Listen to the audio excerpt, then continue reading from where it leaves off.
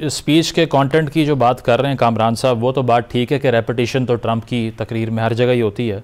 اب انہوں نے یہ بھی کہا کہ 7 میں نے جنگیں رکوا دیں جو ان اینڈیبل جنگیں تھیں، یعنی کہ ختم ہی نہ ہوتی اگر میں نہ ہوتا. پھر انہوں نے کہا کہ امریکہ کی گولڈن ایج شروع ہو گئی ہے میرے انڈر، ہم سے بڑی اکانومی، ہم سے طاقتور ریاست کوئی ہے نہیں. اور کرٹیسائز بھی کیا یو این او کو بھی، یورپ کو بھی، کہ وہ امیگریشن کا جو ڈیزاسٹر ہے وہ کرتے جا رہے ہیں، یہ بلو بیک ہوگا اس کا بہت بڑا. کس طرح دیکھتے ہیں یہ جو سٹرکچر ہے ان کی سپیچ کا اور جو کانٹینٹس ہیں؟ دیکھیے مزمل، پہلی تو یہ بات ہے کہ وہ تقریر جو ہے اس نے یقیناً یہاں امریکہ میں بھی جو مبصرین ہیں اور میڈیا کو بہت حیران کیا. اور اگر آپ دیکھیں آج کی بھی ہیڈ لائنز دیکھیں تو یہاں بھی لوگ اسی بات پر حیران ہیں کہ اس سپیچ کا لب لباب یہ تھا کہ اقوام متحدہ ناکام ہو چکا ہے اور ہمیں اس سے کوئی لینا دینا نہیں ہے اور ہمیں کوئی انٹرسٹ نہیں ہے. اب اس کے اوپر جو رسپانس ہے بہت سارے لوگوں کا امریکہ میں وہ یہ کہ امریکہ اپنی جو لیڈرشپ پوزیشن ہے دنیا کے سٹیج پر اس سے وڈرا ہو رہا ہے. اور اسی کو ایک آئسولیشنزم کی پالیسی بھی آپ کہہ سکتے ہیں، کیونکہ یہ 19ویں صدی میں بھی امریکہ کی یہی پالیسی ہوتی تھی، بلکہ پہلی جنگ مونرو ڈاکٹرین اور پہلے جنگ عظیم تک وہ کہتے تھے بھی ہمارا کیا لینا دینا، ہم اپنے ملک پہ توجہ دیں گے. تو یہ اسی کی ایک 21ویں صدی کا ورژن ہے، اگرچہ کہ ٹرمپ صاحب بار بار 7 جنگوں کا انہوں نے ذکر کیا اور وہ بھی ایک متنازع بات ہے کیونکہ کس حد تک وہ اس پہ ان جنگ بندیوں پر اثر انداز ہوئے یا نہیں. لیکن جو سب سے بڑی اس وقت کانفلکٹ ہے جو غزہ میں جو کچھ ہو رہا ہے وہاں تو وہ بالکل کامیاب نہیں ہو سکتی. رضا صاحب آپ کی طرف آتے ہیں، آپ کے جو لنک ہے اس میں ایشو ہے اس پہ.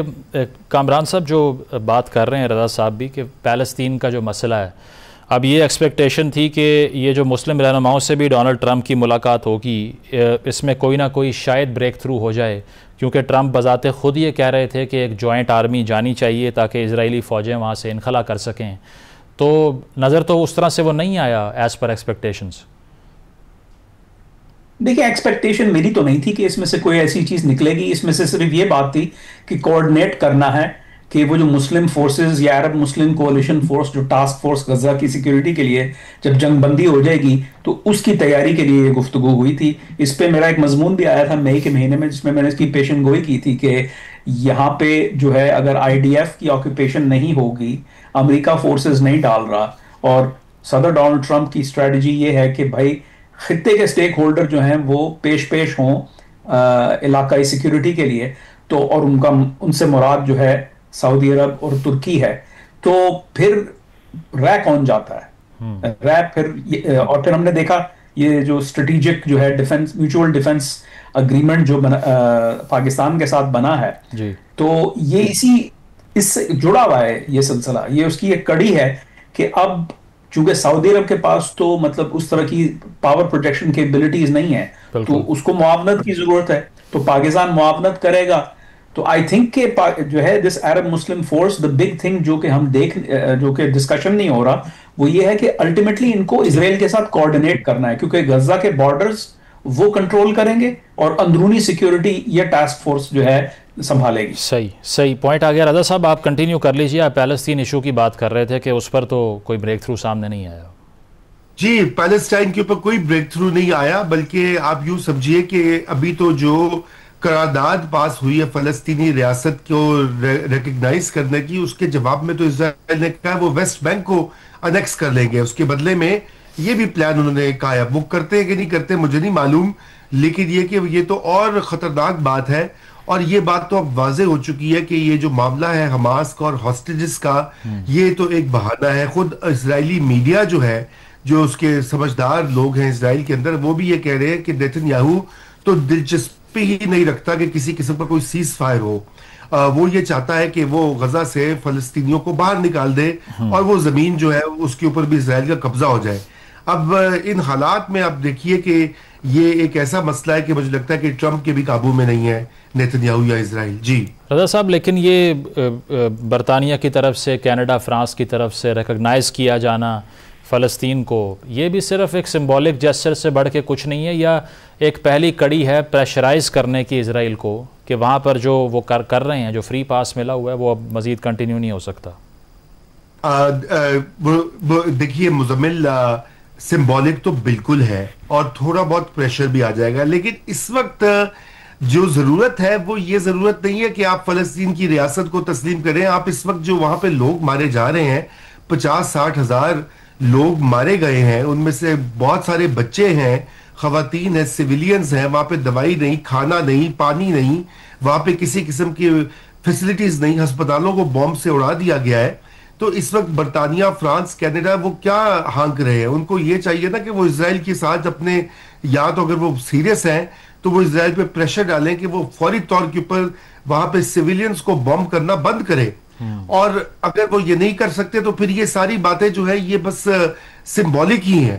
یہ بھی رضا صاحب، یہ بھی آئرونک نہیں ہے کہ فرانس اور برٹن جنہوں نے بہت کلیدی کردار ادا کیا بیلفور ڈکلریشن میں، 1 سینچری کے بعد وہ اسی سٹیٹ کو کنڈیم کر رہے ہیں جن کو انہوں نے وہاں پر سارا اسٹیشن کرنے کے لیے اسسٹ کیا تھا، تو اب آ کر وہ ہسٹوریکل مسٹیک اپنی آپ کو لگتا ہے ایکنالج کرتے ہوں گے؟ دیکھیے انہوں نے کوئی ایسی مسٹیک تو ایکنالج نہیں کی، بلکہ یہ تو آپ نے آئرنی کہا، یہ تو ایک ٹریجڈی ہے اور ایک کرمنل بیہیویئر ہے کہ وہ یہ تھا کہ میرے قتل کے بعد اس نے جفا سے توبہ، ہائے اس زود پشما کا پشما ہونا. تو کمال ہے کہ اب ان کو فلسطینی ریاست کا خیال آ گیا ہے، جبکہ یہ سارا مسئلہ ہی انہوں نے گڑبڑ سٹارٹ کی ہے. بٹ چلیے وہ بھی چھوڑ دیجئے، تاریخ جو ابھی کو جو کچھ ہو رہا ہے وہ اس کے اوپر ضرورت ہے مزمل کہ جو جتنے ٹولز ہیں ان کو استعمال کر کے اسرائیل کو منع کیا جائے. جی ٹھیک ہے. اس پہ کامران صاحب جو رضا صاحب بھی بات کر رہے ہیں ریکگنیشن والی، اب جو پرماننٹ ممبرز ہیں سیکیورٹی کاؤنسل کے، اس میں تو غالباً صرف امریکہ رہ گیا ہے جو کہ نہیں ریکگنائز کرتا. تو کیا لگتا ہے آپ کو کہ کوئی ایسا وقت آئے گا، کیونکہ ویسٹرن ہیمسفیئر میں دوسری سٹیٹس تو آہستہ آہستہ کر رہی ہیں ریکگنائز، بے شک اس کی ایک علامتی اہمیت ہو، لیکن کیا امریکہ بھی پریشرائز ہو سکتا ہے انٹرنل پولیٹکس کی وجہ سے؟ یا جو وائٹ ہاؤس کا بیان آیا ہے کہ یہ تو حماس کو گفٹ دے دیا ہے ویسٹرن کنٹریز نے ریکگنائز کر کے، اسی پر رہیں گے وہ؟ سمجھنے کی یہاں ضرورت ہے کہ اگر ہم یہ جاننا چاہتے ہیں کہ امریکہ کیا کرے گا تو ہمیں یہ دیکھنے کی ضرورت ہے کہ یہ جن ممالک نے ریکگنائز کیا تو کیوں کیا ہے، جس میں کینیڈا بھی شامل ہے، یو کے بھی شامل ہے، آسٹریلیا، پورچگل، فرانس، اور لوگ بھی شاید شامل ہو جائیں، جرمنی بھی ایٹ سم پوائنٹ آ جائے، اٹلی. لیکن وہ کیوں کریں گے؟ یہ ایک تو یہ ہے کہ ان کی ڈومیسٹک پولیٹیکل کمپلشنز ہیں، تو دیٹس دا ڈرائیونگ فورس. ٹھیک ہے، تو وہاں پہ جو اندرونی حالات ہیں وہ ایسے ہیں کہ وہ مجبور ہیں، ان کو اوپر دباؤ ہے کہ بھائی آپ فلسطین کے لیے، فلسطینیوں کے لیے کر کیا رہے ہیں.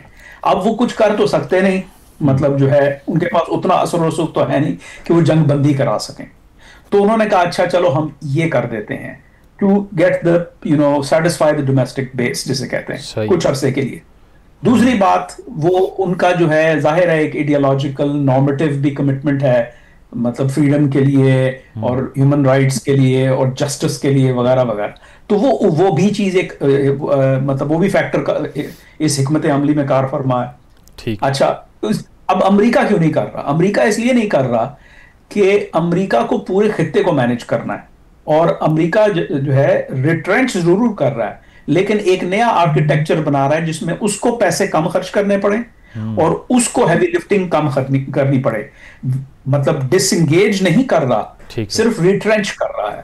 تو اس میں کیا ہے، آپ کو اسرائیل کو بھی ساتھ لے کے چلنا ہے، سعودی عرب کو بھی لے کے چلنا ہے، ترکی کو بھی لے کے چلنا ہے. اسی لیے صدر ڈونلڈ ٹرمپ جو ہیں، اسرائیل کے ساتھ ان کا ایک بیہیویئر ہے، ایک سرٹن بیہیویئر ہے، اور صدر ڈونلڈ ٹرمپ نہ بھی ہو، کوئی بھی ہو، اسی لیے ان کا ایک بیہیویئر جو ہے ترکی کے صدر کے ساتھ بھی ہے. آج اگر آپ دیکھیں تو اس میٹنگ کے اندر ہیڈ ٹیبل پہ دونوں برابر بیٹھے ہوئے تھے، صدر ڈونلڈ ٹرمپ اور جو صدر ہیں رجب طیب ایردوان، ایک ہی جگہ بیٹھے ہوئے تھے. کیوں؟ اور پھر سعودی عرب گئے جو ہے اتنے بڑے دورے پہ. تو امریکہ کو بیلنس کرنا، America recognition doesn't solve any problem from an American point of view. Completely disengage نہیں کر رہے، صرف جو فریم ورک ہے اس کو تبدیل کریں. رضا صاحب، on the final note, I have the last minute, Bagram میں دوبارہ انٹرسٹ کیسے ڈیولپ ہو گیا؟ 3.5 سال پہلے چھوڑ کر گیا امریکہ اس کو، اور اب ڈونلڈ ٹرمپ صاحب کوٹ ان کوٹ کہہ رہے ہیں بیڈ تھنگس کوڈ ہیپن، اگر ہماری بات نہ سنی تو بیڈ تھنگس کیا ہو سکتی ہیں طالبان کے لیے؟ دیکھیے جی، بیٹ میرے خیال سے زیادہ دھمکی ہے، اور مجھے نہیں معلوم کہ انہوں نے کوئی اس کے اوپر باقاعدہ مربوط کوئی پالیسی بھی موجود ہے. ہاں یہ ضرور ہے کہ بگرام کی جو اہمیت ہے امریکہ کے لیے، غالباً ان کو اس چیز کا خیال آ گیا ہے کیونکہ وہاں سے وہ مانیٹر کر سکتے ہیں چین کو بھی، ایران کو بھی، اور پاکستان کو بھی کسی حد تک. تو یہ بات اگر آپ کو یاد ہو جب صدر ٹرمپ نے اقتدار سنبھالا تھا تو اپنی پہلی کابینہ کی میٹنگ کے بعد بھی انہوں نے بگرام کا ذکر کیا تھا. یہ انہوں نے نہیں کہا تھا کہ ہم واپس لے لیں گے، لیکن وہی جو ایک وہ ریمورس آف لاس جو ہوتا ہے نا، کہ آپ کوئی چیز جب آپ سے چلی جائے تو پھر آپ اس کو دکھ ہوتا ہے، تو اس کا اظہار انہوں نے کیا تھا. لیکن کیا وہ طالبان کا عام ٹوسٹ کر کے لے سکتے ہیں اس کو؟ کیونکہ اب وہ صورتحال تو نہیں ہے کہ افغانستان میں جو جی چاہے وہ کر لیں گے. دیکھیے یہ بہت بہت مشکل ہے کیونکہ طالبان کی جو نظریاتی پوزیشن ہے اس کے اوپر وہ بڑی واضح ہے کہ وہ امریکی فورسز کو وہاں پہ نہیں آنے دیں گے. لیکن یہ بھی ایک حقیقت ہے کہ طالبان کو پیسوں کی ضرورت ہے، ان کی ریاست چل نہیں رہی اور وہ اس کے اوپر نیگوشیٹ کریں گے. اسی لیے وہاں سے متضاد بیانات آئے ہیں طالبان کی طرف سے. ایک ان کے جو آفیشل ہے وہ کہہ رہے ہیں جی ہم بات کرنے کو تیار ہیں، دوسرے کہہ رہے ہیں ایبسولوٹلی ناٹ. چنانچہ یہ معاملہ اتنا آسان نہیں ہے اور مجھے تو مشکل ہی لگتا ہے. کمپلیکس معاملہ ہے.